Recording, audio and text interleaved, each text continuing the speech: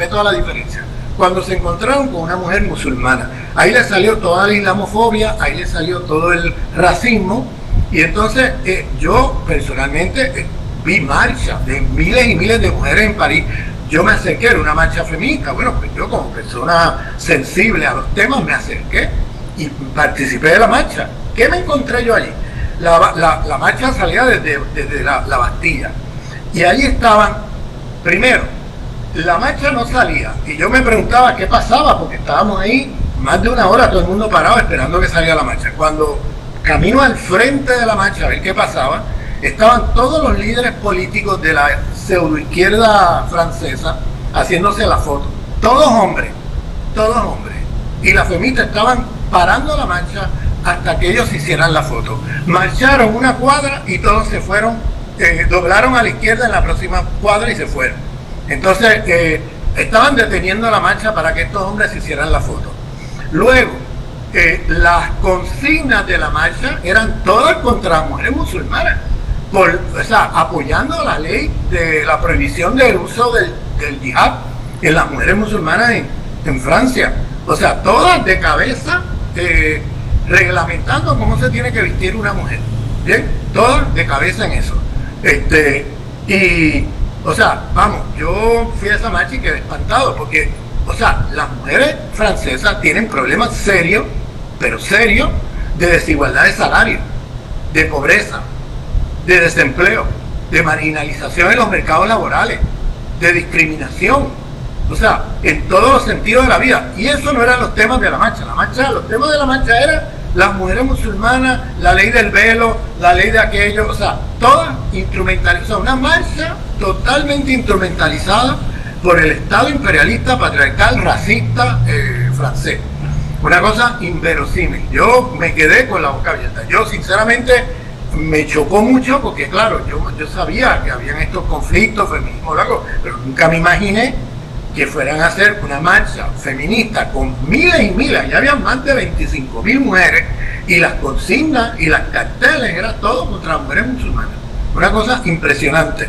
Entonces, y fíjate cómo el sistema usa este tipo de islamofobia, racismo islamófobo y estas cosas para dividir a los grupos oprimidos. Entonces, crear ahí divisiones innecesarias. Pero bueno. O sea, Ramón, o sea que no se puede ser feminista y no ser antiimperialista.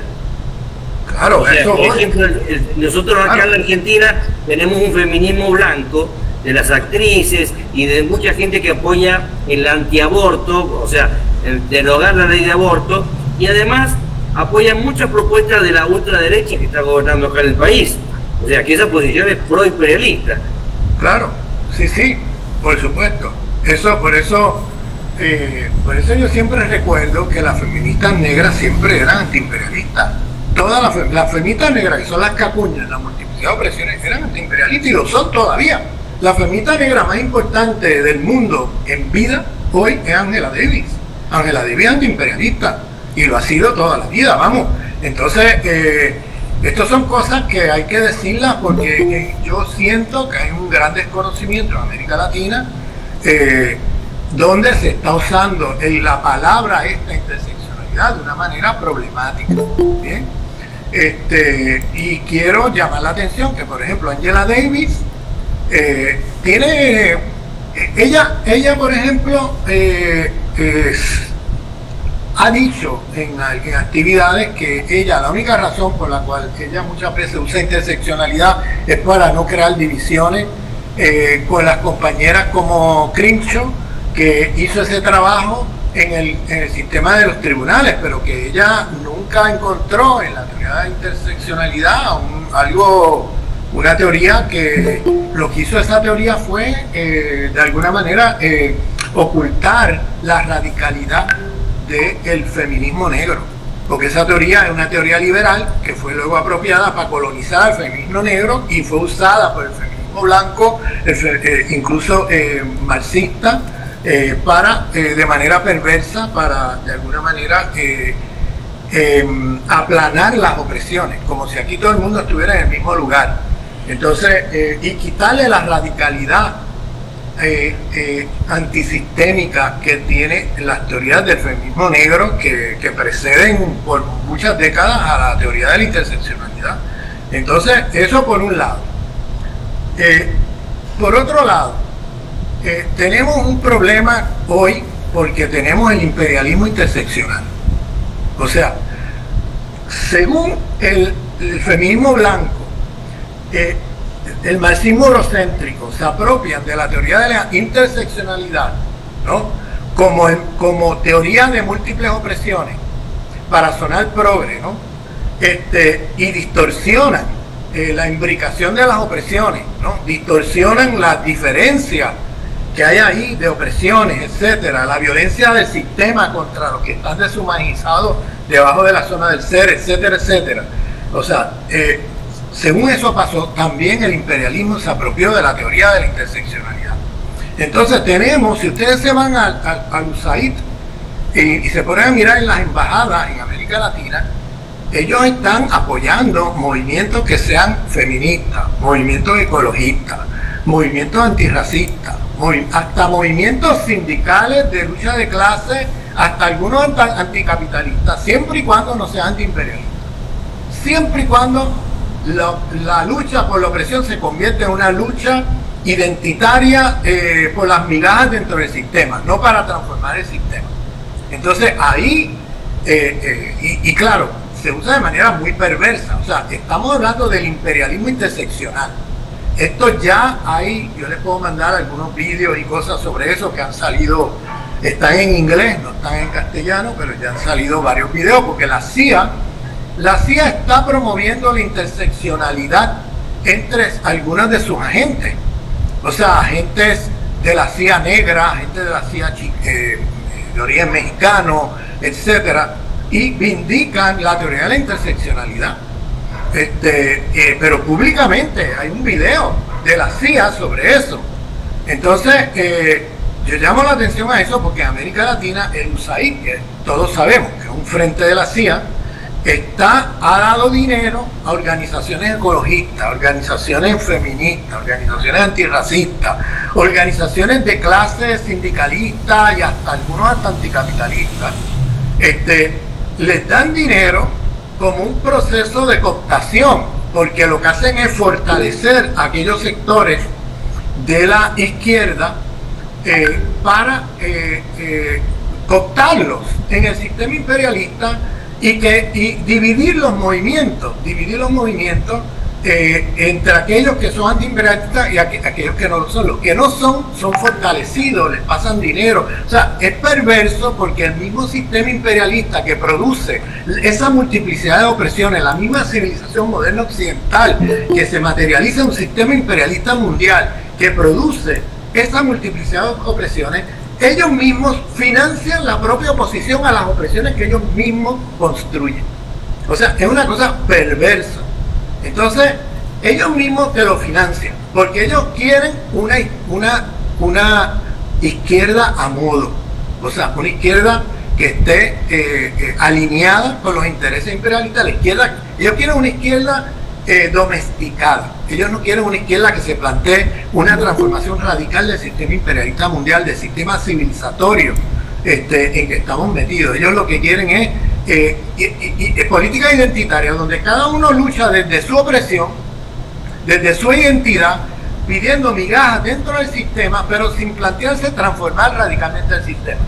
Bien, entonces no son antisistémicos. Por eso yo digo, la multiplicidad de opresiones sí la tenemos que reconocer, pero dentro de una mirada antisistémica, es decir, dentro de una mirada antiimperialista. No podemos hacer de estas opresiones una cuestión light que se convierte en identity politics, en política identitarista, donde cada uno pelea por las migajas de cada uno y no hay solidaridad entre los oprimidos. De hecho, las feministas negras, cuando hablaban de la multiplicidad de opresiones, llamaban la atención a la necesidad de hacer coaliciones entre todos los oprimidos contra el sistema imperialista dominante. O sea, ellas no estaban llamando a hacer este reconocimiento de la multiplicidad de opresiones para hacer una lucha identitarista.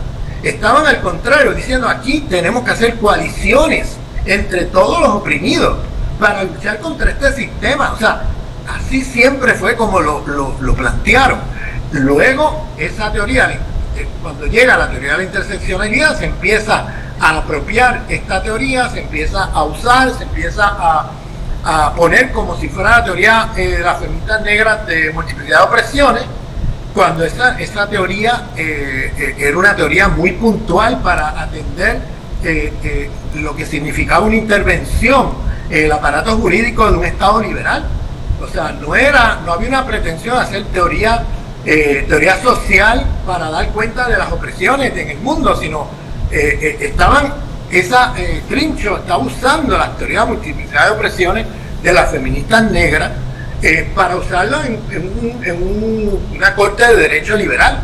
O sea, pero de ahí se saltó a tomarlo como teoría social, como teoría, y entonces como paradigma, como teoría universalista. Entonces, las mismas feministas negras, la misma Angela Davis ha llamado la atención a eso, de ese problema. Yo estoy diciendo cosas aquí que lamentablemente en América Latina se desconocen. Entonces, circulan una serie de teorías sin conocer los contextos, los debates del feminismo negro, ni del feminismo, como dicen, de color en los Estados Unidos, y entonces se empiezan a llegar estas teorías para allá, y luego terminan muchos compañeros y compañeras cooptados por el imperio, porque estas teorías lo que hicieron fue como domesticar la radicalidad del feminismo negro. Bien, domesticarlo, aguarlo, hacerlo servil, instrumental a la dominación imperialista. Por eso ahora hay un imperialismo interseccional. Les pongo un ejemplo. Cuando le dan el golpe a Evo Morales, ahí salieron los grupos, las ONG ecologistas, y ya lo venían diciendo en plena campaña electoral, diciendo que Evo Morales quemó las Amazonas. Cualquier persona que conozca bien lo que pasó en las Amazonas sabe que fueron las políticas de Bolsonaro las que le quemaron las Amazonas. Entonces le echan la culpa a Evo Morales de quemar las Amazonas. Entonces aparecen feministas diciendo que esto es un mal gobierno. O sea, aquí no hay un golpe de Estado, aquí lo que hay es una rebelión contra un mal gobierno. Y entonces aparecen una serie de personajes por ahí, incluyendo algunas feministas, atacando a Evo Morales porque es machista en medio de un golpe de Estado. Un golpe de Estado que es racista, un golpe de Estado que es imperialista, violento, con masacres contra indígenas, que llegan al Palacio Presidencial con la Biblia en una mano y las pistolas en la otra mano. O sea, como si estuviéramos en 1492, y tú tienes feministas, algunas argentinas, en medio de un golpe de Estado contra un presidente indígena, pues haciéndose instrumentos de la campaña imperialista, de que no, es que esto es un machista. Otros diciendo, no, es que es antiecologista. Otros diciendo, no, es que, o sea, ahí viene todo una serie de, ahí tú ves cómo el imperio, ese dinero que invierte en estos colectivos, estas organizaciones que son interseccionales identitarias, pero no antiimperialistas, como luego en momentos álgidos allí aparecen a hacerle juego a, como te digo, al golpe de Estado contra Evo Morales. Una pregunta. Yo no estoy diciendo que no hayan críticas, que no tengamos debates, que no, o sea, que yo no estoy diciendo que el gobierno de Evo Morales era perfecto. O sea, por favor, yo hice críticas, yo creo que había un problema que podemos discutirlo, pero oye, en medio de un golpe de Estado imperialista, racista, como el que estaba gestado allí, que se organiza desde la Embajada Americana, venir a decir que esto no es un golpe de Estado, que esto es una rebelión popular porque el tipo es machista, porque el tipo es antiecologista, porque el tipo quemó las Amazonas, porque, tío, o sea, todo fake news usados en ese momento, pues eso es grave, porque en ese momento no es momento de ponernos a discutir diferencias, es un momento de nosotros asumir posiciones antiimperialistas en medio de un golpe de Estado imperialista, y no hay tiempo para estar sentándonos a debatir esto o aquello. Ahí vamos hay que cerrar filas, no podemos ni siquiera caer en la ambigüedad de blanquear el golpe de Estado. O sea, personas reconocidas, algunas hasta de coloniales, algunos hasta que se llaman de coloniales, aparecieron allí diciendo barbaridades, diciendo que esto no es un golpe de Estado, que esto es una rebelión popular, que esto... Vamos, y ahí se confundió medio mundo. Y lamentablemente, pues ahí tienen las teorías estas de la interseccionalidad, cómo operan desde el punto de vista imperial. O sea, tenemos dos apropiaciones y dos usos de esa teoría. Por un lado, la feminista blanca, que ya hice la crítica; por otro lado, el electromarxismo eurocéntrico; y por otro lado, el imperialismo mismo. ¿Entiendes? Entonces, Ramón, el imperialismo en su esencia más dominante en México, por ejemplo, utiliza la religión. No sé si tú estés enterado que existen grupos religiosos como los Testigos de Jehová, los cristianos. A través de la religión financian a esas comunidades para poder entrar controlar y domesticar a las comunidades indígenas. Sí, eso lo tenemos claro, eso pasa en toda América Latina, pasa en Brasil, pasa por todos lados. Los grupos fundamentalistas protestantes que están diseminados por toda América Latina son instrumentales a la dominación imperialista en la región, eso lo tenemos claro. Pero fíjate cómo el imperio, lo que estoy llamando la atención es cómo el imperio, es un imperio sofisticado, no podemos perder de vista la sofisticación. Por un lado, están financiando a estos grupos, como Armando bien dice, de estos grupos protestantes, ¿no? Estos grupos fundamentalistas protestantes, y por otro lado están financiando a los ecologistas, y están financiando a los antirracistas, y están financiando a los que le dicen que son feministas, siempre y cuando no sean antiimperialistas. Entonces hay un uso de la religión que se usa de manera perversa, pero también hay un uso de las teorías de la interseccionalidad para también de manera perversa distorsionarlo todo y tener una oposición o una izquierda domesticada que a modo de los intereses del imperio. Y eso se construye a través, pues lo hacen, estamos hablando de algo sofisticado, no estamos hablando de... O sea, tenemos que llamar la atención a eso porque a través de pasar fondos, de tener reuniones, porque en las embajadas se tienen reuniones con muchos de estos grupos, se discute con ellos, se les da fondos para que tengan su espacio, etcétera, y los van cultivando. Ramón, no sé si es el momento, pero ¿cómo ves la imbricación de opresiones en la sociedad zapatista y en la sociedad kurda? Que ahí hay importantes grupos de feministas trabajando en la construcción de las comunas, en realidad es de las comunas y las asambleas. Sí, mira, en el caso zapatista, pues ahí hay, en las comunidades hay un liderato de las mujeres en el propio proceso zapatista. O sea, muchas comandantes o comandantas son mujeres, ¿no?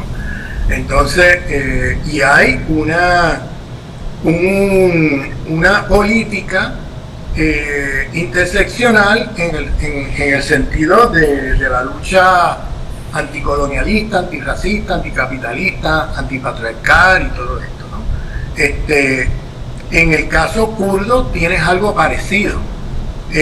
Yo llamo la atención al caso kurdo porque en el caso kurdo lamentablemente ahí hubo, al menos los kurdos de Siria, no sé si ustedes han seguido eso, pero lamentablemente los kurdos de Siria se aliaron a Trump y al imperialismo. Entonces, es lamentable, pero eso pasó y en esas alianzas, pues mira, fueron luego traicionados por el mismo imperialismo. Entonces, o sea, el imperialismo es algo que tú no te puedes estar aliando así como si fuera, o sea, porque lo mismo se alían contigo en un momento y luego te traicionan. Entonces, el caso de los kurdos pasó eso y bueno, lamentable, porque yo creo que ahí la complejidad de lo que pasa en Siria es tan grande que que muchos de ellos creo que ese movimiento kurdo, porque los kurdos son múltiples movimientos, no es solamente el de Siria. Está también uno en Turquía, hay otro en Irak, hay otro en diferentes lugares del Medio Oriente. Entonces, pues una nación fragmentada por diferentes estados. Entonces, pero en el caso sirio, pues lamentablemente se aliaron a intereses imperialistas y hasta sionistas. En el caso de Irak, los kurdos están con los sionistas. En el caso, o sea, hay movimiento kurdo y movimiento kurdo, pero fíjense cómo el hecho de que tú tengas una agenda interseccional, si no tienes claro el antiimperialismo, entonces ahí hay un problema, porque ahí se te va la brújula, y entonces puede ser instrumentalizado fácilmente para agendas que no son las tuyas ni las de nadie, excepto en los intereses del imperialismo estadounidense. Y nada, llamo la atención eso como un ejemplo de precisamente cómo toda esta multiplicidad de presiones se tiene que articular en un proyecto antiimperialista claro, o sea, donde tengas claridad de quién es el enemigo principal, quiénes son enemigos secundarios, quiénes son. Si no tienes ese mapa claro, se incurre en errores políticos muy graves. Mira el caso de Yaku, el candidato en Ecuador en el 2019. Yaku, un hombre mestizo, de alguna manera se hace pasar por indígena, que recibe dinero de ONG, dinero de fundaciones reconocidas, vamos, de la CIA, USAID y todas estas cosas. Entonces es el candidato que mete allí el imperio para dividir el voto de la izquierda. ¿Y qué pasó? Bueno, terminó ganando el blanco criollo Lazo banquero en Ecuador en el 2019, porque el voto de la izquierda se dividió. Yaku agarró un gran voto en el nombre del antiecologismo, pero no antiimperialismo. Entonces, y claro, mucha gente cayó en la trampa votándole al Yaku y dividiendo el voto de la izquierda. Y luego, cuando vino la segunda vuelta, el Yaku no llamó a votar por el correísmo contra el blanco criollo banquero neoliberal y prouribista, porque el tipo anunció que él admiraba a Uribe. O sea, ¿y qué pasó con Ecuador? Miren dónde está Ecuador hoy. O sea, el tipo uribizó la sociedad ecuatoriana. La uribizó. Entonces hizo lo que dijo. Pero en momentos así uno no puede perder la brújula de quién es el enemigo principal, quiénes son enemigos secundarios, etcétera. O sea, no te puedes confundir ahí, porque ahí se te cuela el enemigo principal y te destruye todo. Mira dónde está Ecuador hoy. Ecuador hoy, un país que no tenía violencia de ese tipo, mira cómo está. Es un país ahora mismo con los niveles de violencia más altos de toda América Latina. Han matado un montón de gente de la oposición, porque bajo la excusa de la violencia por ahí se van y te matan un montón de gente de la oposición, correístas, o sea, de militantes, de activistas.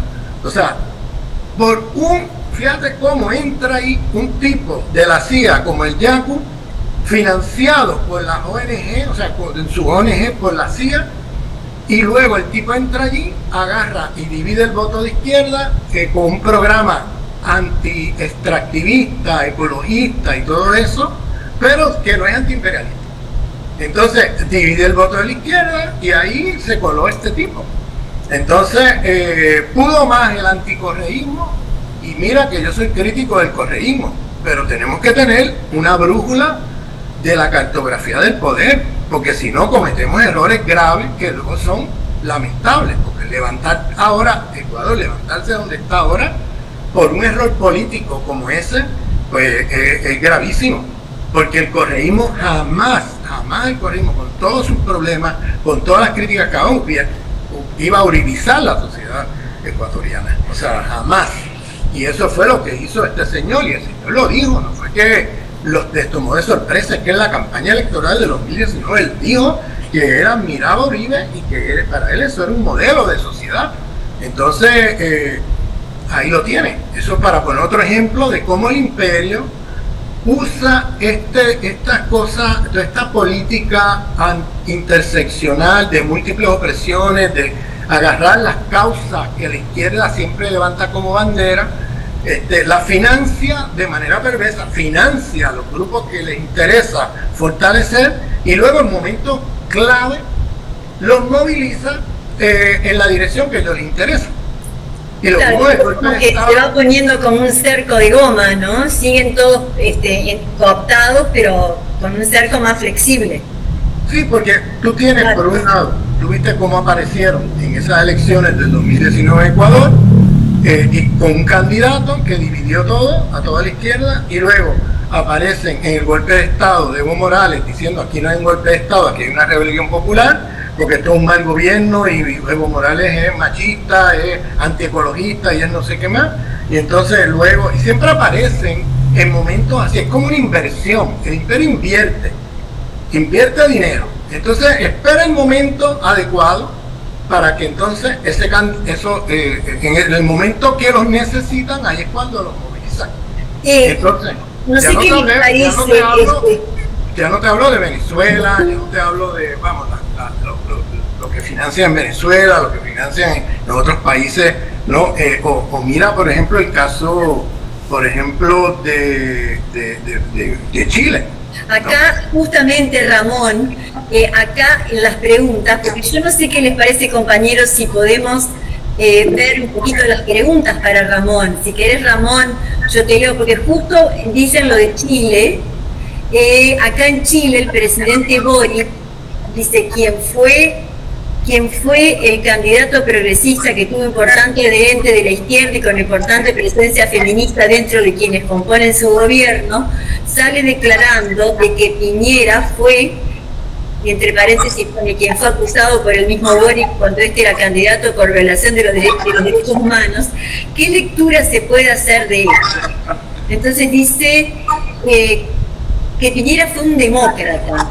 Me parece, no sé si interpretás la mención que hace esta persona. Sí, es grave porque Boric es un ejemplo de esa pseudoizquierda latinoamericana que también el imperio financia a través de ONGs, a través de esas cosas. Pero mira, Piñera es el presidente que más, o sea, que le pregunta a la gente que perdió la vista y sus ojos, ¿no? Que le pregunte si fue un demócrata este señor. Recordemos que Boric traicionó la izquierda en el momento en que él se reúne con Piñera en noviembre del 2019 para, a espalda de los acuerdos de izquierda, hacer el acuerdo de paz, a espalda de todo el movimiento de la izquierda, de todo el mundo. O sea, Boric es un tipo que venía ya desde hace tiempo, vamos, un tipo que está en la órbita de imperial. O sea, fíjense, Boric lo primero que hizo fue nombrar un economista neoliberal. Bien, lo segundo que hace es mantener la militarización y la represión que tenía Piñera en los territorios mapuche. Lo tercero que hace es reprimir a los mismos movimientos que lo llevaron a la silla presidencial. Bien, y luego cuando va a los foros internacionales, él va atacando a Venezuela y a Cuba y llamando a apoyar a Ucrania, la guerra de la OTAN contra Rusia vía Ucrania. Bien, entonces cuando tú miras la política exterior, la política doméstica, y cuando tú miras, bueno, es un gobierno de derecha, disfrazado de izquierda. Entonces, él ha seguido las políticas por y cuenta nueva como si nada. O sea, él ha seguido para adelante con las mismas políticas de Piñera. O sea, no ha cambiado ni un ápice. La represión sigue, las políticas neoliberales siguen, el saqueo de Chile sigue. El récord de Boric es un récord nefasto. Y entonces, lamentablemente, esa pseudoizquierda, esos feminismos que no son antiimperialistas, esa pseudoizquierda que no es antiimperialista, pues terminan reproduciendo todo contra lo que dicen que están luchando. Bien, terminan reproduciéndolo todo otra vez. porque no tienen un proyecto antiimperialista claro, no tienen un proyecto radical de transformación antisistémica, es todo migajas dentro del sistema, es todo reformas al interior del sistema sin cambiar el sistema. Entonces, Boric, que llega al gobierno con promesas de transformación, vindicando a Salvador Allende como su ídolo, unos meses después dijo que no, que el ídolo de él era, ¿cómo se llama? El primer presidente electo que tuvo Chile después del plebiscito contra Pinochet en los 90, ¿cómo se llama? Alguien por ahí me puede ayudar con la memoria. Pero él... Alwin, gracias. Él dice que ese es su modelo y su ídolo. O sea, en la campaña electoral era Salvador Allende, cuando ganó la campaña era entonces Alwin, es su modelo, un tipo de derecha pinochetista que fue el que fue electo presidente después del plebiscito del 91. Entonces, vamos, este tipo desde hace rato que venía mostrando para dónde iba, y ya lo ves claramente cuando está en la presidencia lo que está haciendo. O sea, es un presidente de derecha pero disfrazado de izquierda, y lo que hizo fue contener el descontento popular, desmoralizar a la gente. Ahora él siguió reprimiéndola, y los movimientos fueron desarticulados. Patricio Aylwin, gracias. Ramón. Parecido al gobierno de Alberto Fernández en Argentina, Ramón. ¿Cómo? Muy parecido al gobierno de Alberto Fernández en la Argentina, claro, que abrió un camino para la llegada de la extrema derecha. Por supuesto, siempre que tú ves la extrema derecha llegando a los gobiernos hoy día,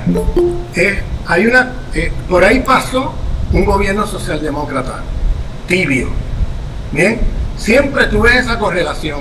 Lo puedes ver en Europa, clarito. O sea, antes de que estos personajes de extrema derecha ganen elecciones, por ahí había un gobierno socialdemócrata antes, que lo que hacía era reproducir las políticas de derecha y hasta extrema derecha. O sea, no transformaron las políticas, por tanto no transformaron la subjetividad de la gente, y al final la gente vota por el original y no por la fotocopia. O sea, si tú te haces la fotocopia de la derecha, o incluso de la extrema derecha, no te sorprenda que en las próximas elecciones, pues que la gente le vote a la original y no a la fotocopia. Tú no has cambiado la conciencia de la gente ni la subjetividad. Tú cuando llegaste al gobierno seguiste haciendo lo mismo que hacía la derecha, y hasta hiciste políticas de extrema derecha. Entonces, después no te sorprenda que la extrema derecha gane las elecciones, porque es que tú no hiciste nada cuando estuviste ahí para hacer política de izquierda que de alguna manera transforme la realidad del país. Entonces, la gente está donde estaba, y en su conciencia no hubo ninguna transformación durante los 4 años. Y ahí viene la extrema derecha después, porque el descontento popular de las expectativas de un gobierno supuestamente de izquierda que prometió tantas cosas que no cumplió con nada, pues la frustración es tan grande que la gente termina creyéndolo al demagogo de turno que aparece 4 años después. Y eso lo vimos con Trump, eso lo vimos con Bolsonaro, eso lo vimos en Francia, en Holanda, la llegada de Wilder ahora otra vez a la extrema derecha holandesa. Lo vemos por todos lados, donde quiera que hay gobiernos socialdemócratas tibios, allí aparece un gobierno de extrema derecha, siempre. Ramón, perdón. Ha levantado la mano Rochis, ha levantado la mano ahí. Bueno. Rochis. Hola, ¿cómo andan? Hola, ¿qué tal? ¿Cómo estás? Hola, ¿cómo andás? Bien, ¿y tú? Bien. Bueno, hemos estado en comunicación algunas que otras veces, y te agradezco mucho, siempre tan atento a muchas consultas que he tenido, y que son pocos los intelectuales que tienen ese tipo de perfil, así que muy contenta de eso, te agradezco enormemente, siempre agradecida de eso. Te quería decir eso en primer lugar. Y en segundo lugar, tengo una pregunta un poco más general, que le leí en tu libro, no sé si me escuchas bien. Te escucho perfectamente. Bueno, la voy a leer para todos y bueno, también para que vos te ubiques, que está en uno de los últimos capítulos y dice: lo de colonial no es solo criticar las estructuras exteriores del sistema, porque estas, vale la pena recordarlo, están dentro de todos nosotros, forman parte de nuestra subjetividad. Gran parte de la dificultad de la descolonización es esa dimensión interna colonial en nuestra manera de pensar, ser y estar en el mundo. La dificultad es descolonizarnos hacia adentro y no solo hacia afuera.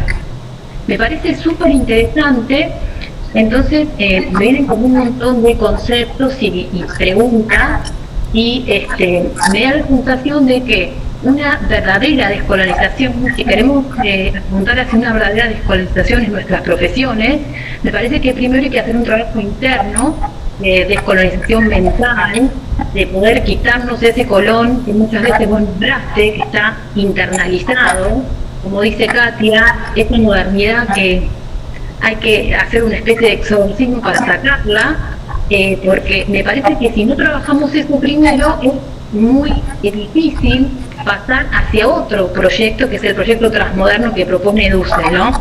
Si nosotros seguimos siendo egocéntricos, buscando siempre, como dice Katia, ¿no? Buscando nuestros propios intereses, siendo egoístas, siendo autorreferentes, como autorreflexivos todo el tiempo, y no podemos empezar a relacionarnos con el otro desde la solidaridad, desde la compasión y la sensibilidad, que es lo que implica, ¿no? Un proyecto que vaya más allá de la modernidad. Si yo todo el tiempo dentro mío tengo esta frase de Quinquelamer, que es yo soy, si tú no eres, como dice Katia, que me parece ahí como que resume bastante, ¿cómo puedo yo, si yo no me descolonizo internamente, cómo puedo yo, si es posible, ejercer la decolonialidad desde mi, desde mi profesión, por ejemplo, ¿no? ¿Es posible eso? Esa pregunta tenía para hacerte. Sí, una excelente pregunta, te lo agradezco porque me da la oportunidad de entrar en temas que no he abordado aquí, y es que la transformación tiene que ir en las dos direcciones: en la transformación de las estructuras de dominación del sistema, pero en las estructuras que hemos internalizado en nuestros corazones, en nuestra psiquis, en nuestras mentes. Entonces es una lucha que va en las dos direcciones. Yo digo siempre simultáneamente. La modernidad no es solamente un sistema civilizatorio con multiplicidad de relaciones de dominación, que por ejemplo yo digo siempre el capitalismo, si es genocida es porque está organizado desde adentro con las lógicas civilizatorias de la modernidad occidental, que son racistas. Si el capitalismo es feminicida es porque está organizado desde adentro con las lógicas civilizatorias de la modernidad occidental, que es el patriarcado de la cristiandad. Si el capitalismo es ecologicida es porque está organizado desde adentro con la lógica civilizatoria dualista cartesiana de la civilización moderna occidental. Si el capitalismo es comunitaricida es porque está organizado desde adentro con las lógicas del liberalismo burgués del individuo atomizado. Si el capitalismo es epistemicida es porque está organizado desde adentro con las lógicas civilizatorias del eurocentrismo. Bien, todo eso son jerarquías de dominación sistémica que organizan el capitalismo de una determinada manera, de una manera muy particular. Por eso yo siempre digo que el capitalismo es el sistema económico de una civilización, para apuntar al hecho de que el capitalismo no existe en sí mismo, sino que existe imbricado con un sistema civilizatorio, con una multiplicidad de relaciones de dominación que lo organizan. Entonces, ¿qué pasa? Si nosotros nos dedicamos a luchar contra esas estructuras exteriores del sistema y no atendemos las estructuras internas, pues terminamos muchas veces, como ha pasado con los procesos de izquierda en el mundo, con Stalin, ¿no? O sea, volvemos a repetir las mismas estructuras contra las cuales estamos luchando, las volvemos a reproducir nosotros mismos, por tener una subjetividad colonizada que no ha trabajado una transformación de fondo de esas mismas estructuras contra las cuales están luchando. Las subjetividades que producen no las hemos trabajado en el plano de la subjetividad.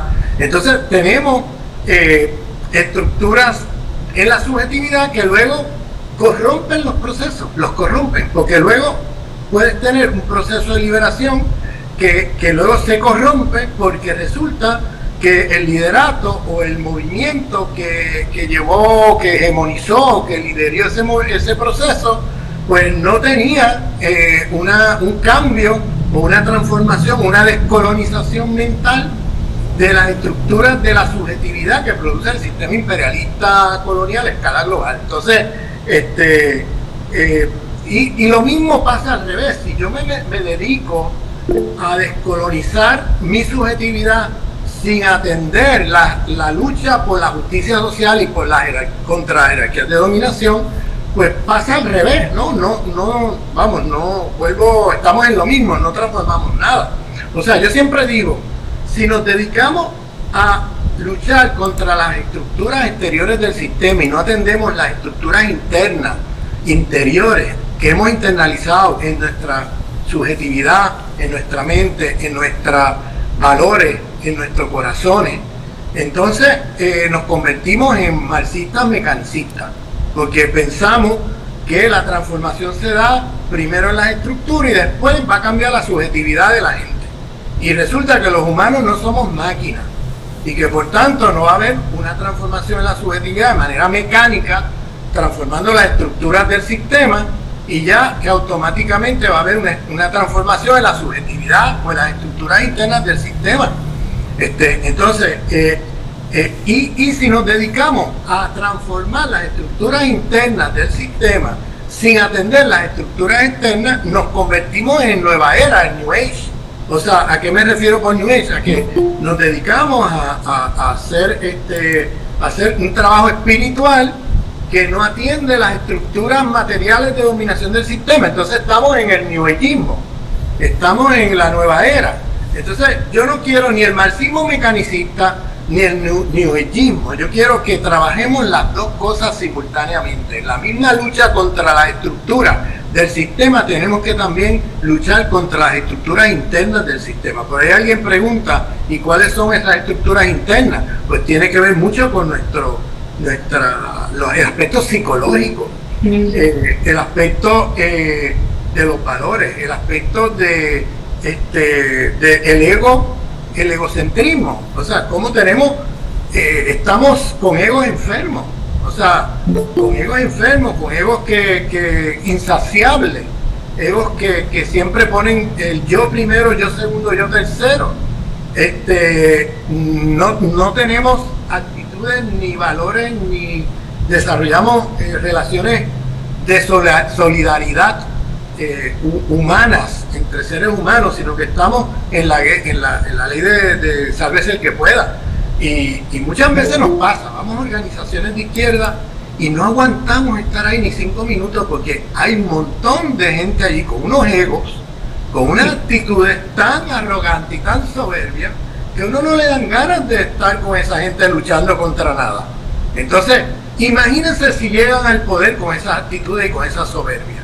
Entonces, vamos, tenemos que trabajar las dos cosas simultáneamente, porque si no, volvemos a repetir todo contra lo cual estamos luchando, porque se incrusta allí vamos, que aquí pregunta si la conciencia de clase es parte de las estructuras internas. Sí, todo lo que es ideología de clase, ideología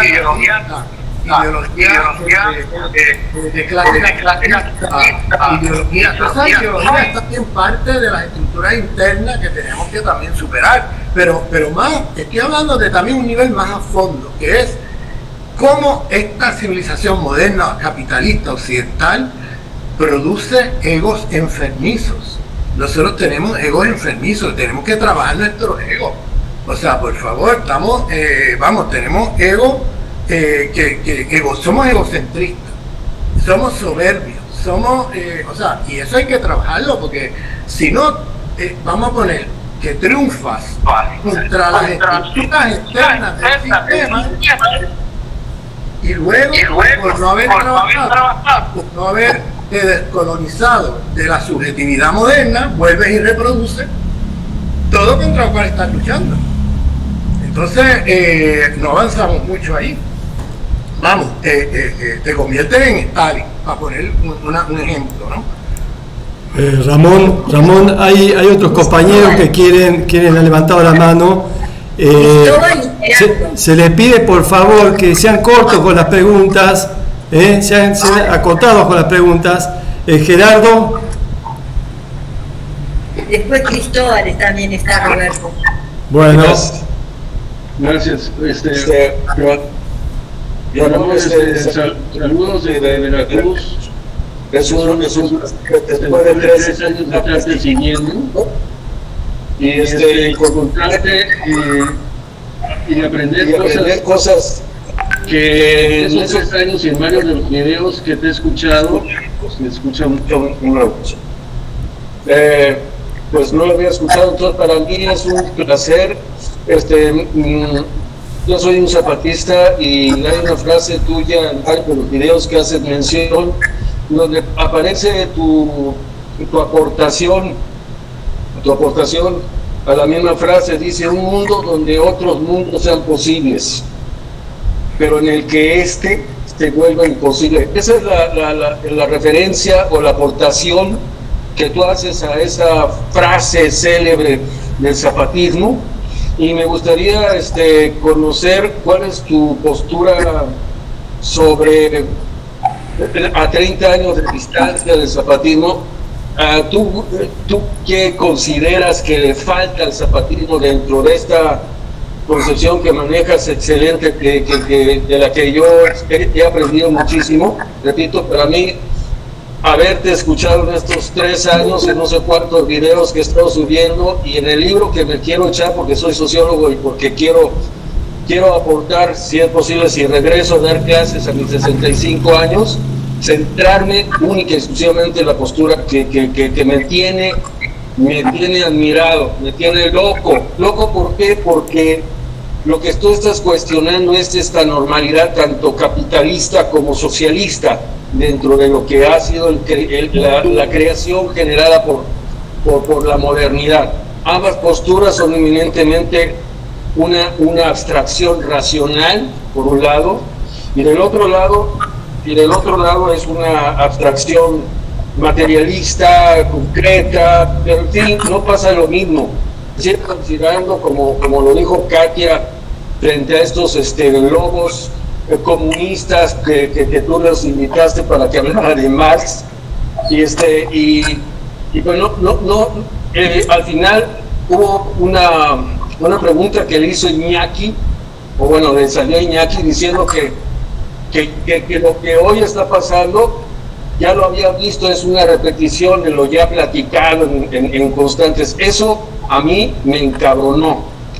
Y Katia se quedó calladita, esperando el momento en el cual tenía ella que contestarle. Y fue simplemente una cátedra de cómo a unos comunistas cerrados totalmente, no son capaces de escuchar una posición totalmente que pueda alimentar o generar una crítica al comunismo, haciendo referencia a la naturaleza, porque los nazistas siguen considerando, como le dijo Katia, a la naturaleza como un objeto, y no, como dicen los zapatistas, lo que es la lucha hoy en día en el zapatismo, es la lucha por la vida. La pregunta simplemente es: quiero escucharte a ti, dando tu aportación. ¿Qué le falta al zapatismo para hacer posible? Bueno, ya lo has dicho de alguna manera, pero sí me gustaría que tú te centraras en esa reflexión, en lo que le falta al zapatismo, y eso es lo que yo lo estoy haciendo también, porque a mí me faltaba tu aporte que estás haciendo a mi forma de pensar. ¿Tú qué crees que le falte a esta comunidad a esto? Porque se han metido en broncas como, por ejemplo, tratar de reconocer los derechos indígenas en los acuerdos de San Andrés, que fue traicionada, tú lo sabes. Se metió también en la posibilidad de ser una candidata, una mujer que salió del Congreso Nacional Indígena, y que también se la torcieron cuando se usa la tecnología y donde la inmensa mayoría de los indígenas, que son casi 16 millones de 64 grupos indígenas, no tenían posibilidad de acceder si no hubieran ganado precisamente ella hubiera sido candidata. No lo logró precisamente por ese tipo de trampas que hace precisamente este sistema. Entonces, esa es mi pregunta. ¿Qué aportación crees tú que le falte al zapatismo para que ya falta menos de 30 años y podamos hacer algo al respecto? Que yo creo que eso falta. Gracias, Ramón, por tu respuesta y por tu enseñanza que he tenido a lo largo de estos 3 años y lo que me falta todavía por ver. Sí, muchas gracias, Gerardo, por tu planteamiento. Mira, yo te diría lo siguiente: en primer lugar, lo de que necesitamos un mundo donde otros mundos sean posibles y este se haga imposible, es porque estamos en un mundo donde este mundo es el único posible y todos los demás son imposibles. Entonces, no, la consigna zapatista creo que hay que acompañarla de la otra frase, porque no se trata de un mundo donde otros mundos sean posibles meramente, es que para que esos otros mundos sean posibles, este en que estamos tiene que hacerse imposible, porque este en que estamos hace imposible a los otros. Entonces hay un paso ahí que hay que dar, que es la lucha antisistémica, y con un proyecto utópico pluriversal, multipolar, que permita entonces pasar a otra cosa, ¿no? Esa otra cosa requiere, ya sería un mundo donde otros mundos sean posibles, pero para que eso ocurra tienes que hacer este mundo imposible, porque este mundo va a intentar hacer imposible los otros mundos posibles. Eso por un lado. Por otro lado, yo creo que esto es una discusión larga que habría que tener de evaluación del zapatismo. El zapatismo hizo unas grandes aportaciones a toda la izquierda latinoamericana y mundial. ¿Por qué? Porque el zapatismo produjo un pensamiento crítico desde cosmologías tojolabales. Y entonces hizo toda una serie de reformulaciones descolonizadoras de toda una serie de conceptos: el concepto de igualdad, el concepto de democracia, el concepto de Estado, o sea, hace toda una serie de reformulaciones muy interesantes. El mandar obedeciendo, ¿no? Como concepto de democracia, que es muy diferente al de la democracia liberal, donde el que manda no obedece y el que obedece no manda, ¿no? En el zapatismo el que manda obedeciendo a la comunidad. Entonces, estos son categorías y conceptos tojolabales muy importantes, y que aportaron a un momento en que la izquierda estaba, yo te diría que fosilizada en cierto marxismo ortodoxo, etcétera, y que el zapatismo dinamizó todo un proceso en un momento dado que fue muy importante. De hecho, aquellos foros económicos o sociales mundiales que se hicieron en un primer momento en Porto Alegre y luego en otros lugares del mundo, en gran medida el zapatismo inspiró mucho de esos encuentros, sobre todo en aquel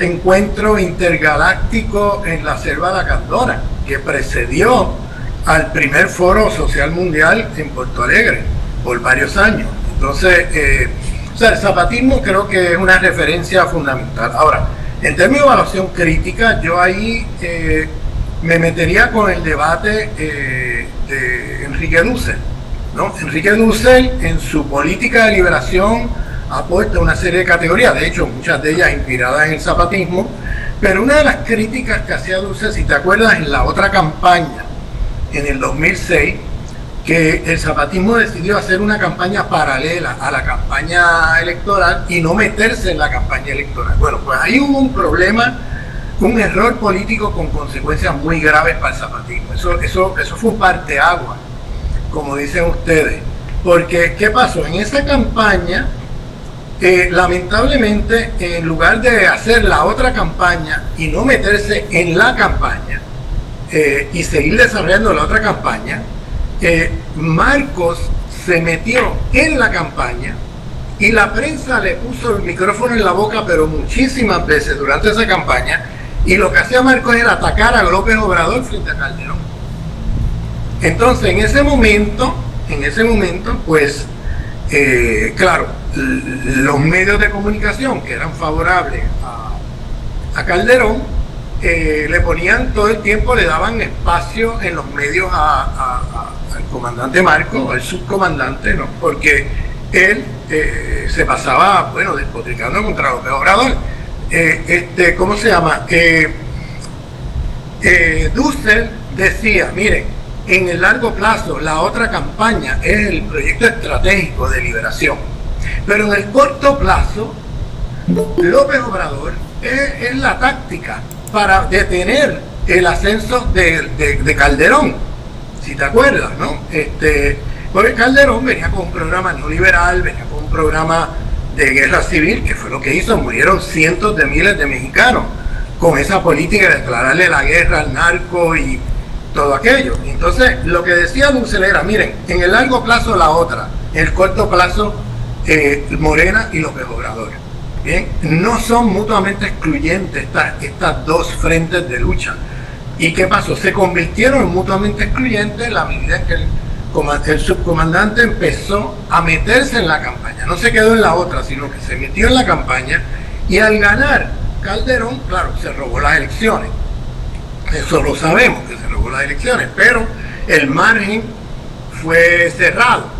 Entonces, mucha gente que apoyaban el zapatismo quedaron muy desilusionados con el rol que jugó el subcomandante en esa coyuntura, ¿no? Favorable a Calderón. Y de ahí el zapatismo no se recuperó. O sea, de ahí en adelante, esa línea un poco sectaria que siguió el zapatismo, como de desconectarse de los movimientos en la sociedad civil que lo apoyaban, de un poco aislarse de todos esos otros movimientos, terminó aislando al zapatismo. El zapatismo en un momento dado tuvo la oportunidad histórica de hegemonizar un proceso de transformación de todo México. Estaba, vamos, en una efervescencia, una coyuntura impresionante de poder transformar el país entero. ¿Por qué? Porque se salieron de la selva lacandona a hacer alianza política con todos los condenados de la tierra de México, todos los oprimidos, y hacer una plataforma que el andar preguntando, si te recuerdas, como metodología para construir un programa político, no el andar predicando que hace siempre la izquierda occidentalizada, sino el andar preguntando para construir un proyecto político de todos los condenados de la tierra de México. Era el proyecto que todo el mundo estaba identificado, y la otra campaña iba por ahí y todo, y de momento ocurre esto y se sectariza todo, y lamentablemente el zapatismo como que se aisló por varios años de las luchas en otros espacios, y quedó muy aislado el zapatismo. Es decir, el zapatismo, para recuperar nuevamente el rol que tuvo en un momento dado, tendría que hacer un proyecto de alianza política con movimientos y espacios de la sociedad civil más allá de la selva lacandona. Entonces, en muchos sentidos, el zapatismo creo que cometió un error político de aislarse, sectarizarse, en un momento dado en que tuvo una oportunidad histórica de poder haber hegemonizado un proceso de transformación de todo México. Ese sería mi comentario crítico. Yo creo que estarían a tiempo de rectificar y de intentar volver a lanzar una ofensiva a escala de México, pero fíjate que desde entonces eso no ha vuelto a pasar.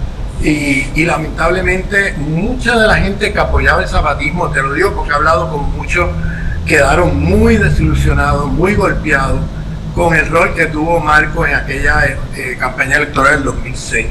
Y a veces, bueno, hay errores políticos que toman tiempo en sanarse, y claro, requeriría también de una evaluación crítica y autocrítica dentro de las filas del zapatismo para rectificar eso y abrirse nuevamente como hizo en un momento dado.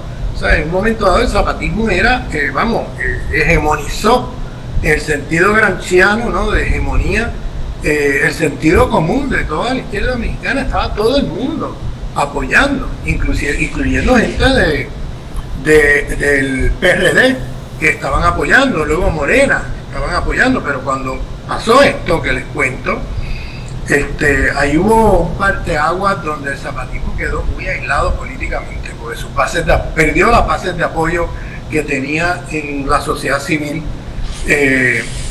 mexicana por todo el territorio. Bien. La compañera, hay dos compañeros que levantaron la mano, Luz y Feli. Le pido por favor que sean cortos con la pregunta. Luz. Sí, mis preguntas son muy breves, son dos. La primera tiene que ver con el asunto del principio de la conferencia. Muchas gracias por la conferencia. La interseccionalidad es más bien una construcción teórica de las mujeres feministas blancas, y nos hablaba de una realidad histórica que no está interseccionada, sino que está implicada. ¿Ok? Entonces, yo quisiera saber de qué manera se instrumentaliza o qué metodología hay para dar cuenta, para intervenir esa realidad imbricada. ¿Sí? Y la segunda es esta descolonización mental de la que se había hablado. ¿Cómo concretarla? ¿Qué se recomienda? Probablemente los zapatistas, soy de México, probablemente los zapatistas habían llegado a un nivel de descolonización mental. ¿Qué es lo que pasa con cómo construir esa descolonización mental? Claro está, junto con la experiencia material, para poder trascender y transformar, como lo había comentado. Sí, mira, en primer lugar, lo de la imbricación de opresiones. Yo hablé aquí de la necesidad de un proyecto de coalición de oprimidos con una agenda antiimperialista que atienda a la multiplicidad de opresiones de ese sistema civilizatorio que llamamos la modernidad occidental, pero que está materializado en un sistema imperialista mundial. Entonces, eso lo discutimos. Entonces, esa imbricación tiene que darse como parte de un proceso de coalición, de coalición de oprimidos, ¿no? Pero que hay que ver que estas opresiones no es que ocurren de manera autonomizada, sino que ocurren imbricadas una de la otra. Entonces, y está todo enmarcado entre un sistema, el sistema civilizatorio de la modernidad occidental, está inmaterializado un sistema imperialista mundial, que es el que produce y reproduce esta multiplicidad de opresiones. Entonces, eso hay que tener una cartografía del poder clara sobre eso, y es lo que yo intento hacer en mi libro, ofrecer una cartografía del poder descolonizada de la cartografía del poder de las izquierdas occidentalizadas eurocéntricas, porque las izquierdas eurocéntricas se quedan en el tema de la economía y con mucho el Estado, la política y la superestructura y ya. Entonces, lo que yo estoy llamando la atención es que no, es que estamos en un sistema civilizatorio y que el capitalismo histórico, el capitalismo realmente existente, no lo vas a poder derrotar si tú no atiendes la multiplicidad de opresiones que lo organizan, porque el capitalismo está organizado desde adentro como parte de un sistema civilizatorio con múltiples opresiones. Entonces no vas a poder superar el sistema capitalista si te organizas reproduciendo la misma lógica que organizan al capitalismo. O sea, si tú te organizas de manera racista, patriarcal, eurocéntrica, cristianocéntrica, etcétera, contra el sistema capitalista, pues vas a estar reproduciendo la misma lógica que organiza el sistema que tú quieres derrocar. Entonces vas a estar reproduciendo todo contra lo cual estás luchando. ¿Ves? Porque has teorizado el sistema capitalista como si fuera una cosa insulada del sistema civilizatorio. Como si el sistema civilizatorio fuera la superestructura y lo determinante es la economía. Entonces, yo lo que digo es, yo no quiero menospreciar en los aspectos de la explotación del trabajo, yo lo que quiero es complejizarlo para que tengamos entonces una teoría revolucionaria de transformación antisistémica que dé cuenta del sistema contra el cual están luchando, para que seamos más efectivos contra ese sistema. No para hacernos más, más débiles, sino para el contrario, aprender de los errores y superar. Sobre el tema de descolonización interna, ¿no? La descolonización, pues eso requiere, no solamente requiere formación política, trabajo ideológico, descolonizador, ¿no? ponernos a leer autores y autoras del sur global que han pensado el tema de la descolonización en diferentes aspectos de la vida, pero también tiene que haber también una descolonización espiritual. O sea, ¿a qué me refiero con eso? Tenemos que, el que no sea creyente, pues que se busque algún método psicológico o lo que sea para bregar con los egos enfermizos que tenemos. O sea, vamos, el que sea creyente, pues que vaya y haga trabajo espiritual para trabajar el ego enfermizo, ¿no? Tenemos que descolonizarnos de esos egos enfermizos, porque eso es una traba enorme para la izquierda hoy. O sea, nosotros nos metemos en espacios de izquierda y las ganas que muchas veces uno le da es de salir corriendo, porque la soberbia, el egocentrismo, o sea, todas las cosas y todos los problemas que uno ve del sistema, de cómo nos coloniza el sistema, lo vemos ahí también. Y entonces tenemos que tener construir subjetividad comunera, construir subjetividad comunal, subjetividad solidaria, subjetividad colectiva, ¿sí? Entonces eso requiere de un trabajo en sí mismo sobre esos temas. Muchas veces la izquierda atiende el tema de la subjetividad simplemente ideológicamente.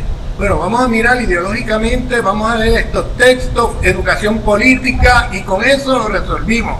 No hemos resolvido nada, porque estamos todavía reproduciendo subjetividad moderna, donde el ego se impone, donde no tenemos una actitud de transformación en nuestras actitudes coloniales, nuestras actitudes egocéntricas. Eso tenemos que superar eso, y para eso tiene que haber también un trabajo en esa dirección, un trabajo en cambio de actitudes, cambio de comportamiento, de cómo nos relacionamos con otros seres humanos, etcétera, ¿no? Esa idea del andar preguntando zapatistas a mí me parece preciosa, porque fíjate que la izquierda eurocéntrica siempre anda predicando. Eso viene de la cristiandad. En la cristiandad el Mesías ya llegó, y como el Mesías llegó, pues ya dijo la verdad, y ahora vamos a predicar la verdad para que la gente se entere de la verdad. Entonces andamos predicando. En cambio, en las cosmovisiones indígenas de nuestro continente, como por ejemplo en el caso zapatista con Loto Jolaval, andan preguntando, porque la noción es de que aquí nadie tiene la verdad con letra mayúscula, aquí todos tenemos verdades con letra minúscula. Entonces tenemos que andar preguntando, porque mis opresiones yo las conozco, pero yo no conozco las opresiones de otros pueblos, de otra gente. Entonces tenemos que hacer un diálogo interepistémico entre diversos condenados de la tierra para construir un programa político que sea realmente pluriversal. Es decir, que no haya uno que decide para todos qué es verdad, qué es realidad y qué es lo mejor para ti. O sea, que rompa con ese universalismo del eurocentrismo occidental que la izquierda reproduce, sino que vayamos a un sistema de pluriversal, donde el andar preguntando significa que yo conozco mi verdad con letra minúscula, pero yo no tengo la verdad con letra mayúscula. Entonces yo entro en un diálogo interepistémico con los diversos condenados de la tierra y hacemos un programa común de lucha. ¿Ves? Construimos un programa de lucha común. Pero eso es muy diferente cuando tú tienes la izquierda tradicional, que hace un programa de lucha sentados 5 gatos en una oficina, entonces sin dialogar con nadie, sino a priori ya tienen cuáles son el programa político, y luego esa es la verdad que ahora vamos a predicar, y ahora con eso vamos a convencer a todo el mundo de nuestra verdad. Eso es muy diferente al concepto del andar preguntando, y eso te lo pongo como ejemplo de una política a otra que nos permitiría construir proyectos políticos pluriversales, proyectos políticos de coaliciones de oprimidos frente al sistema imperialista mundial y la oligarquía criolla, que son sus representantes en nuestros países. Bien. Freddy, por favor, cortitos. Hay cerca de 100 personas. Para que puedan caber algunas preguntas, por favor, que sean cortas. las preguntas, gracias. Freddy. Hola. Bueno. Freddy o Marina. Marina, entonces.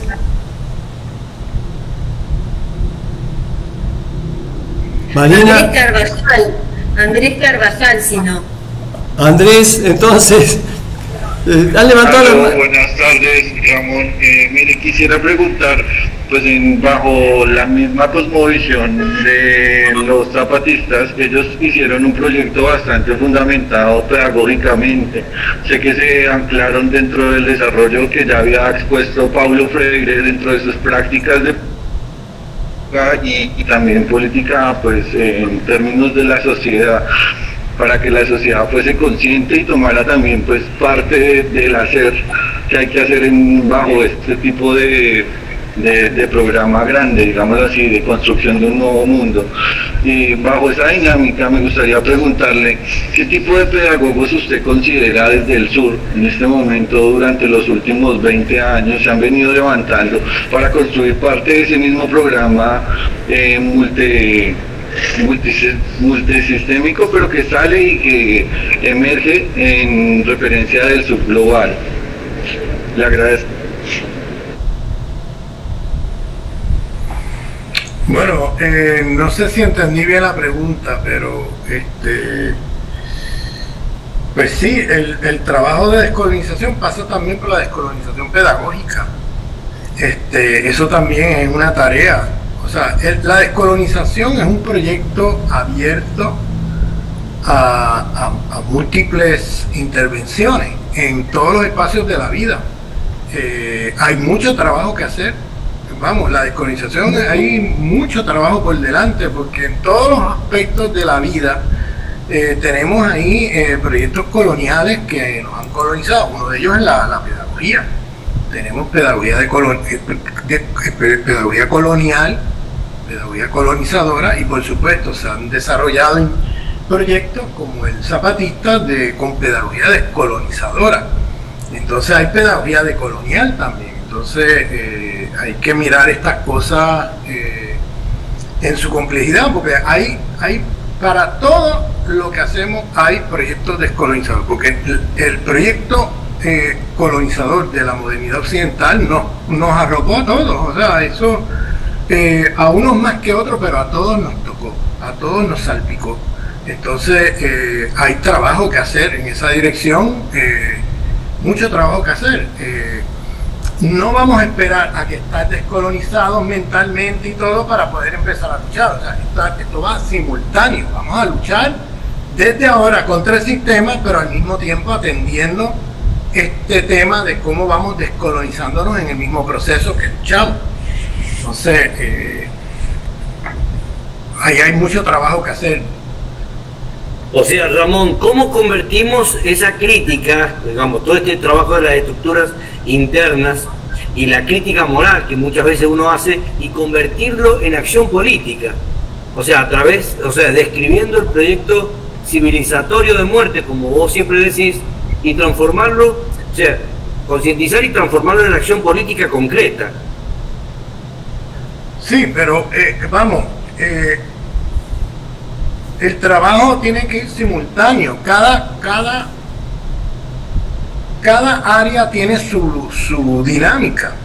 O sea, yo no puedo derivar una política, no la puedo derivar del trabajo que hay que hacer de descolonización interna. O sea, tenemos que hacer una política en relación a una cartografía del poder, que en este caso yo llamo la atención, y creo que es una cosa en la que podemos tener consenso con mucha gente que no necesariamente son decoloniales y que no necesariamente les interesa el proyecto decolonial, pero que coincidimos en la lucha antiimperialista. Y hay que hacer coaliciones amplias contra las oligarquías y contra el imperialismo en nuestros países. Esas coaliciones tienen que ser muy amplias. Tiene que incluir ahí a todas las personas que se identifican con ese proyecto antiimperialista, mínimo. Luego de ahí en adelante habrán sectores que quieren, llevar la lucha más allá hacia una descolonización del proyecto civilizatorio moderno, porque el problema con la izquierda es que es muy moderna. La izquierda está colonizada por la modernidad occidental, reproduce todos los problemas de la modernidad occidental como proyecto civilizatorio de muerte. O sea, la izquierda reproduce lógicas racistas, la izquierda reproduce lógicas patriarcales, la izquierda reproduce lógicas eurocéntricas, la izquierda reproduce muchos de los problemas de la modernidad occidental. Entonces, ese es un problema grave, porque cuando tú tienes izquierda moderna, pues la radicalidad de esa izquierda frente al sistema es muy pobre, porque reproduce todas las lógicas del mismo sistema que tú quieres destruir. Entonces terminas reproduciendo todo contra lo cual estás luchando. Entonces por eso es compleja la cosa, y bueno, por eso digo que mira, hay que hacer una cartografía, hay varios niveles. Hay un nivel de la lucha antiimperialista en un sentido amplio, con aliados, etcétera, y hay otro nivel de la izquierda más radical, que se plantee un proyecto ya más allá de la modernidad, transmoderno, como diría Dussel, un proyecto más allá del sistema civilizatorio de la modernidad, fundando un nuevo sistema civilizatorio.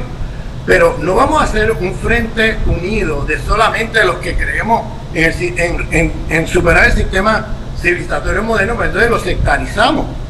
Entonces se hace un club de coloniales. Es que en la política tienes que también, van a haber aliados que no comparten contigo el proyecto crítico de la modernidad, que siguen viendo la modernidad como un proyecto emancipatorio y no como un proyecto civilizatorio de muerte. Entonces, no por eso no voy a hacer alianza política siempre y cuando ese sector sea antiimperialista. Siempre y cuando podamos hacer un proyecto juntos contra el imperialismo, contra la oligarquía, contra el neoliberalismo. Podemos tener cosas en común con sectores con los cuales no necesariamente compartimos el proyecto de largo plazo.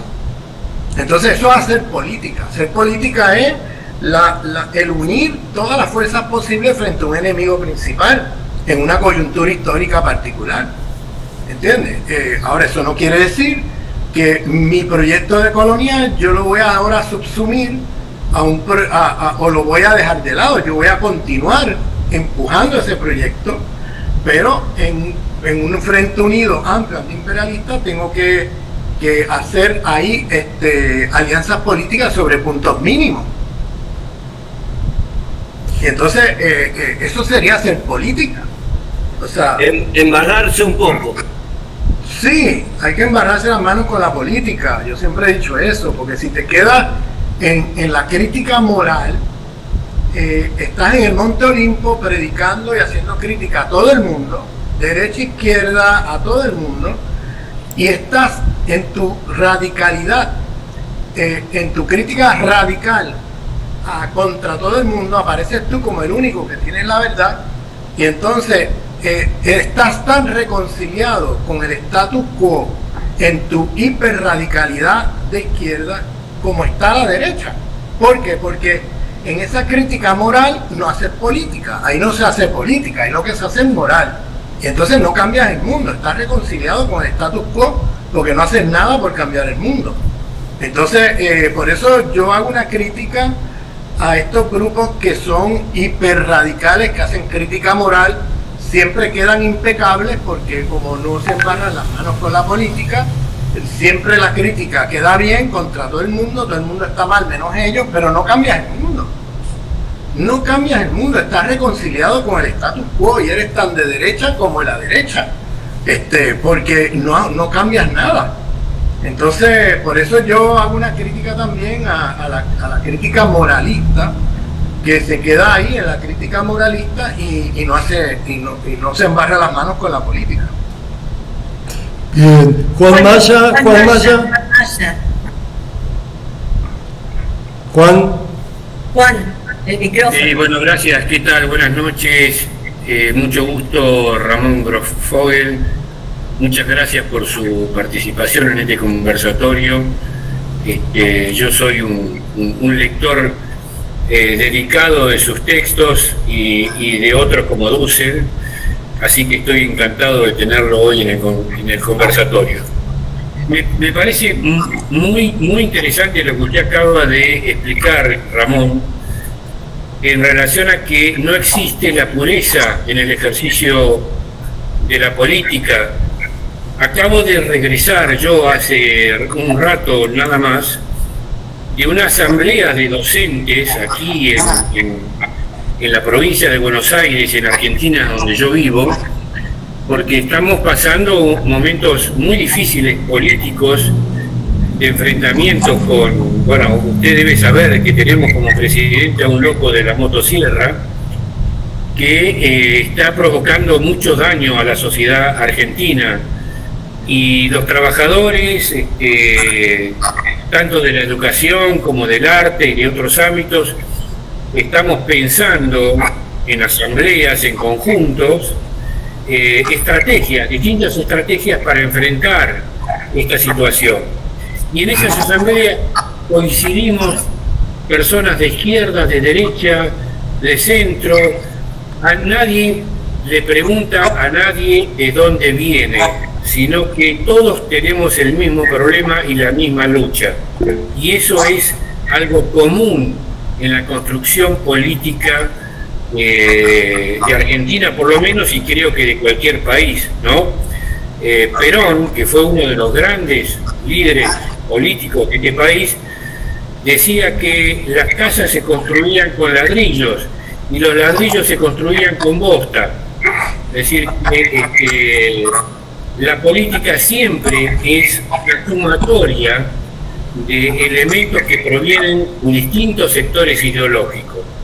Ahora voy a la pregunta concreta, y esto tiene que ver con cómo podemos ver la liberación de nuestros pueblos. ¿Cómo cree usted que va a influir el surgimiento, la aparición de dos jugadores tan importantes a nivel geopolítico como Rusia y China en el tablero mundial? Y si usted cree que las luchas de liberación de nuestros pueblos deberían apoyarse de alguna manera en esos dos jugadores planetarios nuevos que van a establecer un equilibrio geopolítico mundial. Esas serían las preguntas concretas. Muchas gracias. Sí, esa es una tremenda pregunta que la verdad que para responderla requeriría varias horas, porque hay que ver qué es China, qué es Rusia, hay que ver qué es Davos, ¿no? ¿Qué es Davos? ¿Qué es? O sea, hay que meterse en la cartografía del poder mundial en este momento, y requiere de mucho más tiempo del que dispongo. Para mí, Davos, están los nacionalistas, las élites occidentales, nacionalistas como Trump, como Marine Le Pen, como lo que ha sido la extrema derecha de toda la vida, que son nacionalistas que defienden el chauvinismo imperialista, ¿bien? Y defienden la soberanía de su país frente a otros países, etcétera. Entonces, está el bloque de Davos, que es las élites occidentales que han entendido que este sistema se cae y que están construyendo un nuevo sistema histórico, más allá de pero donde ellos queden arriba, y eso es lo que alguna gente ha nombrado como tecnofeudalismo. No me puedo meter en esto porque yo tengo por ahí videos sobre eso de 2 y 3 horas, o sea que no me voy a meter ahí, simplemente estoy describiendo así muy superficialmente. Y luego está el mundo multipolar. O sea, el mundo unipolar se divide entre las élites occidentales nacionalistas de extrema derecha y las élites occidentales globalistas de extrema derecha también. Y tienen proyectos encontrados. Y por otro lado está el mundo multipolar, que lo único que tiene en común es la defensa de la soberanía de su país.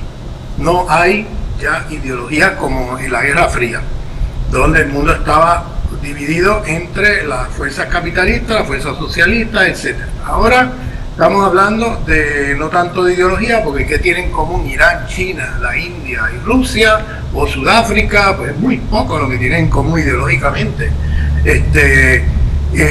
Lo único que tienen en común es la defensa de la soberanía frente a los imperios occidentales que imponen un mundo unipolar, que viola la soberanía, que viola, tira el tablero patas para arriba cuando le da la gana, viola las reglas de juego, y los sanciona y los penaliza, etcétera, ¿no? Entonces el mundo multipolar se construye intentando poner en una esquina ese mundo unipolar y hacerlo desaparecer. Eso es un mundo donde el mundo se vive entre los que están usurpando soberanía y los que tratan de defender la soberanía. ¿Qué pasa? El imperio americano, nosotros, una de nuestras tragedias geográficas es estar en el propio espacio geográfico del imperio estadounidense. Entonces, ¿qué pasa con esto? Bueno, pues el imperio estadounidense construyó una guerra en Ucrania contra Rusia. Bien, eso también tengo videos de horas explicando eso. Bien, si alguien quiere consultar el documento que está en la RAND Corporation, que es un think tank de la CIA y del Pentágono del 2019, que se llama Overextending Russia, sobreextendiendo a Rusia. Ahí tiene el libreto de la película que estamos viendo. Es sorprendente cuando uno lee ese documento y cuando ve lo que ha pasado, y estamos hablando del 2019, 3 años antes de la intervención rusa en Ucrania, 3 años antes. Ustedes le hacen eso y se va a quedar boquiabierto, porque la jugada de Estados Unidos era provocar la intervención rusa en Ucrania para luego sancionar a Ucrania, porque Estados Unidos es un imperio en decadencia. Estados Unidos ya no compite a nivel internacional de tú a tú con nadie, porque ha botado todo su dinero en los últimos 40 años en guerras inútiles, que ha beneficiado a 7 compañías militares del complejo militar industrial de Estados Unidos, mientras el resto del mundo estaba invirtiendo dinero en tecnología, en nuevas tecnologías, poniéndose al día en la producción, etc. Entonces las compañías americanas ya no compiten como competían hace 50 años en el mercado mundial. Entonces tienen que acudir a la guerra sucia para poder quedarse con los mercados. ¿Cómo se quedan con el mercado europeo? Pues provocando a Rusia una guerra en Ucrania para luego sancionar a todas las empresas rusas, que es el 40% de las importaciones de la Unión Europea, el 40% son empresas rusas. Entonces sacan a las empresas rusas del mercado y las reemplazan con empresas estadounidenses, multinacionales estadounidenses, y claro, vendiéndole a los europeos 7 veces más caro de lo que vendían las empresas rusas. O sea, y hacen un jaque mate, bien, un jaque mate. Y ahora se quedaron con el mercado europeo. Ahora Europa es un protectorado colonial de los Estados Unidos. Han puertorriqueñizado a Europa. ¿Ok? Europa es un protectorado colonial, como lo es Puerto Rico de Estados Unidos. Entonces, ¿qué pasa? ¿A dónde va Estados Unidos ahora? Ahora que recuperaron el mercado europeo, ¿para dónde van? No van para África. En África han perdido la batalla comercial con China. No van para el Medio Oriente. Ahí han perdido todas las guerras, ahí han perdido todo el... O sea, ahí no, para allá no van. No, mucho menos van para Asia. Asia la tienen perdida, pero de lejos. Lo único que les queda en Asia es provocar una guerra como la que hicieron en Ucrania contra Rusia, con Taiwán contra China. Es lo único que les queda. ¿A dónde van? Pues mira, vienen para acá. Vienen para América Latina. Y no es que vienen, es que ya empezaron. O sea, ya el golpe contra Castillo, el lawfare contra Cristina, o sea, vamos por la lista de las cosas que han estado haciendo y vas a ver que esto empezó ya hace rato. Aumentaron las bases militares. Aumentaron la base militar. O sea, ellos vienen para acá. La señora Richardson, que es la generala del Comando Sur, lo ha dicho descaradamente. Todos los recursos naturales que tiene América Latina y que les pertenece a ellos. Y lo ha dicho descaradamente en varios videos. No sé si ustedes han visto eso. Esa señora que es la comandante del Comando Sur de los Estados Unidos y habla del litio y menciona países, o sea, lo menciona por país. El litio ahí entre Bolivia, Argentina, Perú, el petróleo venezolano, el gas de Bolivia, o sea, ella va nombrando los países, los recursos que tiene y hablando como si eso fuera de ellos. Y entonces el proyecto es una nueva escalada del imperio de América Latina para recuperar lo perdido. Es decir, para intentar, porque fíjate, un país como Chile, para darte un ejemplo, que Chile es una neocolonia americana desde Pinochet para acá, pero clarísimo, ¿no? Entonces viene un país como Chile, que es una neocolonia americana, el socio comercial número 1 de Chile es China, no es Estados Unidos. Eso para darte una idea. O sea, Estados Unidos está perdiendo terreno en su propio, como ellos llaman, en su propio patio trasero. Entonces, ellos vienen a recuperar lo perdido. Para eso tienen que hacer una escalada, una nueva escalada. Y entonces, parte de esa escalada va dirigida ¿a qué? A sacar a China, a sacar a Rusia, o sea, buscan cómo ellos recuperar los mercados perdidos frente a China, frente a Rusia, frente a estos poderes emergentes. Y entonces sacar los países latinoamericanos del bloque multipolar. ¿Les suena familiar? Pues miren, observen las políticas de Milei, son las políticas de Washington, y él no lo oculta, lo dice abiertamente. Vamos, o sea, la escalada viene para toda América Latina. Yo siempre digo que hay que prestar atención a Venezuela, porque en Venezuela están, después de las presidenciales de este año, va a venir una escalada contra Venezuela gruesa, y ya la han empezado con los reclamos de la Guyana sobre territorio venezolano, sobre territorios ricos en petróleo, etcétera. Y entonces, ¿qué hacemos en América Latina frente a eso? Pues nosotros tenemos que tener claro el mapa geopolítico del mundo y cuáles son las estrategias del imperio en los próximos años, y tenemos que desarrollar una lucha política conscientemente dirigida a realinear América Latina con el futuro, que es el bloque multipolar. O sea, ese es el futuro. El bloque multipolar no es una alternativa al capitalismo. Yo no estoy hablando, vamos, no estoy en una utopía ingenua. El bloque multipolar es capitalista. Lo que pasa es que en el bloque multipolar se respeta la soberanía de los pueblos. En el bloque multipolar hay unas relaciones que se dan que no ocurren con el bloque unipolar. El bloque unipolar no respeta nada. Y entonces ahí es donde yo creo que América Latina necesariamente tiene que alinearse por ahí, pero eso es lucha política. O sea, el imperio está en una avanzada, en una escalada para recuperar todo lo que puede. Y el triunfo de Milei es parte de esa estrategia, no lo pierdan de vista. El problema es que cuando tienes izquierdas o pseudoizquierdas, tipo Fernández, tipo Boric, este tipo de cosas, lo que termina siendo ese tipo de izquierda es, le hacen el juego al imperio. Fíjate cómo Fernández va a Washington con su ministro de Economía y a espalda del pueblo argentino firman la deuda de Macri. O sea, ahí perdió las elecciones Fernández y los Fernández, ahí la perdieron. Porque ahí eso es una traición al pueblo argentino.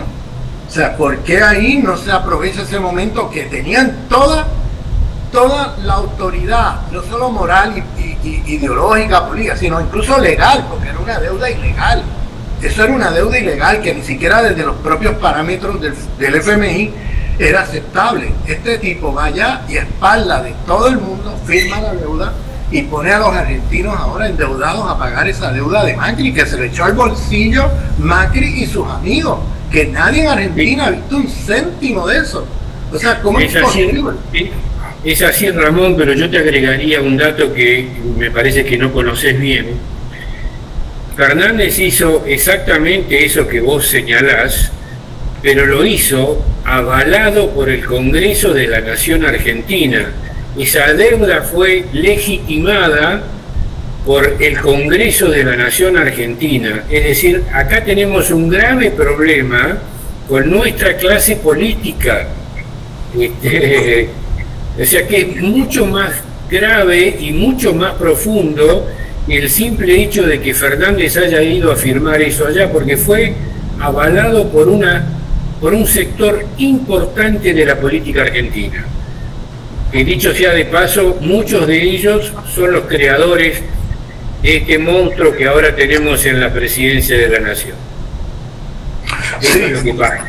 Sí, ese es el problema, que ese tipo de política entreguista, tipo de política de derecha, disfrazado de izquierda, porque la gente tiene expectativas y luego tú vas y haces lo mismo que hace la derecha, pues la gente se desilusiona, y no solamente se desilusiona, que no cambia la subjetividad ni la ideología ni los valores de la gente. Al final la gente termina votando al original y no a la fotocopia. O sea, ¿qué me estás contando? Si vas a hacer neoliberalismo, si vas a hacer este tipo de política, pues para eso le voto al original. Voy a castigar a estos y le votamos a Milei, que después de todo él va a hacer lo mismo que ustedes y quizás más radical y con más eficiencia de lo que ustedes hacen. Entonces ahí viene toda la confusión. Vienen demagogos como Milei que vienen a vender Villa y Castilla, cosas que sabemos que son falsas, que no van a funcionar, pero que en un momento así de desilusión de los pueblos sobre políticos que se han cantado de izquierda, que han vendido humo y que han prometido castillos de arena, pues al final la gente termina votándole a la extrema derecha, y eso está pasando por todas partes. Entonces tiene que haber una izquierda más radical. La próxima vez tiene que haber una izquierda con más radicalidad, que beneficie al pueblo, porque si el pueblo no ve beneficio en votar por la izquierda, entonces ¿para qué van a votar por la izquierda? Si son un movimiento que está haciendo más de lo mismo. Entonces no cambia la subjetividad de la gente, no cambia nada, y la gente termina votándole al otro lado. Es lo que pasa. O sea, además del enfado que tiene la gente con estos gobiernos que hablan mucho y no hacen nada. Acá, Ramón, hay una pregunta que quizás va un poco con la parte micro, ¿no? Que dice Mirta Bruno: ¿qué es ser demócrata a esta altura de la confusión de términos? ¿Con haber accedido mediante las elecciones no alcanza? Yo creo que un poco apunta a esto, ¿no? De que las izquierdas se radicalicen y que cada uno de los pobladores, las poblaciones, no apuesten solo a la democracia indirecta, sino que haya un nivel de participación distinto, ¿no? Sí, claro. Desde lo micro. Sí, desde lo micro, desde las comunidades, desde abajo, tiene que haber un proceso de autoorganización política que no se quede esperando a que le caiga lluvia del cielo. O sea, tienes que construir desde abajo, tienes que poner presión desde abajo, y eso se tenía que haber hecho durante el gobierno de los Fernández. Había que tratar a los Fernández como tratan a cualquier otro gobierno de derecha. Había que irse a la calle y pararse ahí y hacer movilizaciones, impresionarlos, o sea, como cualquier otro gobierno. Pero bueno, mucha gente se quedó con la ilusión o con la expectativa de que era un gobierno de izquierda, y esperando a ver qué pasaba, y esperando fue que nunca llegó nada. O sea, terminaron reproduciendo más de lo mismo, y ahora esto lo va a pagar, y está pagando el pueblo argentino. Esta es la tragedia, que estas cosas las termina pagando el pueblo argentino. Están pagando ustedes la deuda de Macri, y están pagando los platos rotos del gobierno de los Fernández con un loco como ese Milei, que está ahí haciendo un desastre, está disolviendo todo ahí, o sea, con una rapidez impresionante. Entonces, la resistencia desde abajo es fundamental.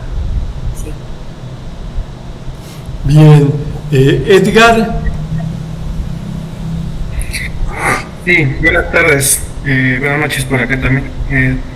Es todo una gran emoción poder preguntarle y hablar un poco con Ramón.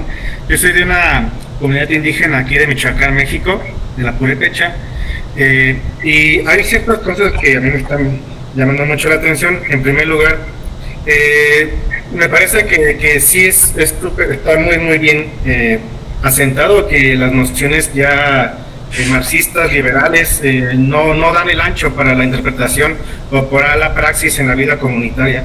Me quedo mucho con esto de que la resistencia viene desde abajo de los pueblos, pero también con el hecho de también no partir de ciertas nociones monistas que luego tenemos, ¿no? Es decir, no pensar que hay una lucha contra el sistema como si el capitalismo fuera solamente un tipo de capitalismo. Así que hay muchas resistencias con muchos fines y muchos procesos muy lentos algunos. Hay también el era capitalista, pues se da de muchas maneras. Yo tengo un comentario aquí. Aquí en Michoacán hay unas comunidades purépechas que un proceso legal, suena paradójico, es que llegan a un reconocimiento de autonomía y libre determinación económica. Es muy interesante porque entonces no hay partidos políticos en las comunidades purépechas, en 36 hasta ahora, no se permite la instalación de casillas. Hay un tipo de gobierno por parte de un consejo comunal, autoridades comunales. Sin embargo, se sigue recibiendo la parte proporcional de la federación por el número de habitantes. Esto ha detonado que muchos puristas digan que no es una verdadera autonomía o no es una verdadera resistencia porque sigue participando del Estado. Entonces esto generó un gran debate, ¿no? Y me parece a mí que es partir luego de nociones muy puristas y monistas pedir una autonomía, o cuál sea la autonomía de verdad ahí entonces, ¿no? Es decir, hay un movimiento, y esto me parece que el proceso medio, como el hecho de que las comunidades sean autónomas y tengan libre determinación, es el primer paso, porque luego la trampa del Estado es permitir que las resistencias se institucionalicen, o es permitir que las resistencias se den para tenerlas, digamos, ahí calmadas. Me parece que lo que se necesita después de estos procesos de resistencia de las comunidades es una postura política local, nacional y global, ¿no?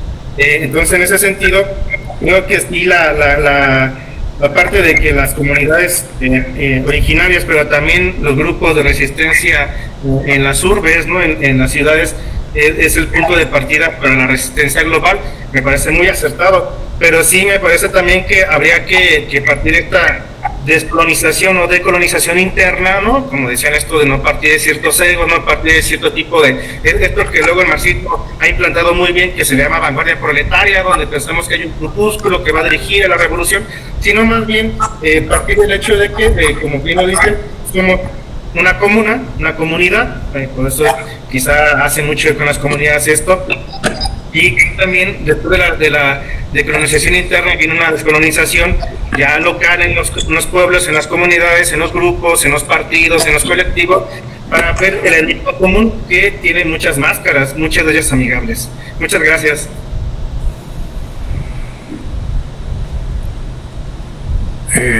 Sí, no, completamente de acuerdo. Tiene que haber ahí un proceso comunitario interno que luche por la autodeterminación y por la autonomía política de las comunidades. O sea, tiene que haber un proceso de comunalización de la economía y la política. Eso lo está planteando como horizonte político el proceso bolivariano en Venezuela, que se plantea la ocupación del Estado para interrumpir las políticas de dominación y mientras tanto tirar por afuera de ese Estado moderno, neocolonial heredado, estructuras comunitarias, comunales de gestión de la política, de gestión de la economía del poder. Entonces, el proyecto utópico o el proyecto de largo plazo, el horizonte de la revolución bolivariana es el Estado comunal, es la sociedad comunal. Y eso lo trazó Chávez como concepción de la revolución bolivariana, con la cual hoy creo que es un ejemplo para América Latina de cómo articular la lucha dentro de las instituciones del Estado moderno que se ha heredado y la lucha por afuera de esas instituciones. Yo creo que el proceso bolivariano es una referencia hoy fundamental a mirar y a estudiar con detenimiento porque están haciendo unas cosas, unas innovaciones, se salieron del dilema eurocéntrico del huevo y la gallina, o sea, ¿qué viene primero, el huevo o la gallina? O sea, se salieron de eso. Chávez dio una respuesta desde América Latina al dilema entre los anarquistas que no creen en el Estado, que esto, que la comuna y eliminar el Estado, y los estatistas. O sea, la izquierda en Europa se dividía entre anarquistas y estatistas. Eso se heredó en América Latina y hemos tenido debates bizantinos por más de 100 años sobre que si los anarquistas y los estatistas. ¿Qué hizo Chávez? Ni uno ni otro, los dos a la vez. Es decir, vamos a ocupar las instituciones para interrumpir las políticas de dominación, las políticas neoliberales y vamos a tirarle por afuera al Estado que hemos heredado, un Estado comunal. Entonces, hizo una articulación que se salió de ese viejo debate eurocéntrico del huevo y la gallina. y dio una solución descolonizadora a ese debate desde América Latina. Bien. Quizá, Roberto, plantear a Ramón poder continuar en otro encuentro con él sobre esto que está hablando ahora, ¿no? Las salidas emancipatorias. Me parece genial, porque hay montones de preguntas. Quedaron un montón. Yo traté de no intervenir, pero quedaron un montón de cosas con una potencialidad, de análisis impresionante. Me parece que estaría buenísimo poder, según los tiempos de Ramón, en algún momento armar alguna otra cosa quizá un poco más específica, no sé, bueno, pero realmente se han abierto una serie de ventanas ahí impresionantes, pero ya vamos 2 horas y pico y es muchísimo, así que no sé, yo diría que vayamos cerrando, porque Ramón ya está cansado, 2 horas 40 hablando.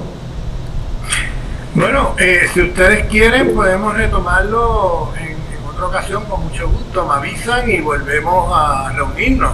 Pero seguro. ¿Podríamos tomar las salidas emancipatorias? Esto que estás planteando, contar el caso Venezuela. Vamos. Sí, claro, yo tendría que también hablar con ustedes de lo que está pasando en el mundo hoy, porque esto de Davos y la élite de Davos frente a las élites nacionalistas es un debate al interior del mundo unipolar. Y yo creo que eso hay que tenerlo claro, porque las élites de Davos están haciendo vindicaciones que parecieran de izquierda, pero cuando miran las soluciones que ellos están proponiendo son genocidas, son soluciones genocidas, son soluciones realmente que dan miedo. Y es que ellos se están preparando ellos reconocen que el capitalismo le queda poco. Ellos saben que viene un colapso del sistema capitalista mundial, un colapso civilizatorio, y ellos se están preparando para crear un nuevo sistema histórico donde ellos queden arriba y los demás abajo. Entonces, el feudotecnología. Eso hay que discutirlo con las nuevas tecnologías, eso hay que discutirlo con cuidado y en detalle, porque creo que ese foro de Davos crea mucha confusión en sectores de izquierda, que cuando tú los oyes parecieran que están vindicando proyectos de izquierda, y en realidad las soluciones que plantean son, pesadillas globales, cosas horribles. Y tienes por otro lado, este foro de Davos es un foro que son de extrema derecha también y son fascistas, pero disfrazados. Están los otros que son los fascistas de toda la vida, que no se disfrazan, los Trump, los Marine Le Pen, los Winder y toda esa gente, que son fascistas de toda la vida. Pero tenemos que entender bien cuáles son las contradicciones entre esas dos élites y qué busca cada una, para nosotros poder entender cuál es la estrategia hacia dónde vamos. Porque estos dos crean un espacio, una confusión impresionante, y por ejemplo hay gente de la izquierda, que apoya a Trump, gente de izquierda que ven Trump como una salida, claro, mejor que la otra, y hay gente de izquierda que ven a los globalistas como si fuera un proyecto de izquierda, es una confusión enorme, y yo creo que eso hay que discutirlo con cuidado para luego plantearnos los escenarios ya utópicos, los escenarios emancipatorios que tenemos que ir desarrollando frente a eso. Perfecto, Ramón. Te agradecemos mucho. Políticas nacionales o políticas. Te agradecemos tu generosidad. Te agradecemos tu generosidad, Ramón. Vamos a organizarnos y nos comunicamos después con tiempo, pero realmente agradecemos infinitamente tu disposición y tu generosidad. En un momento 140 personas estuvieron atentas en un pico de hoy. Eso habla de la importancia de los temas, pero fundamentalmente de vos como una referencia importante. Así que estamos en contacto, Ramón, y bueno, Mil gracias y abrazos totales. Gracias por todo, Ramón. Muchas gracias por la invitación. Muchas gracias. Muchas La lucha sigue. Y la lucha sigue, compañero. La lucha sigue, claro que la lucha sigue.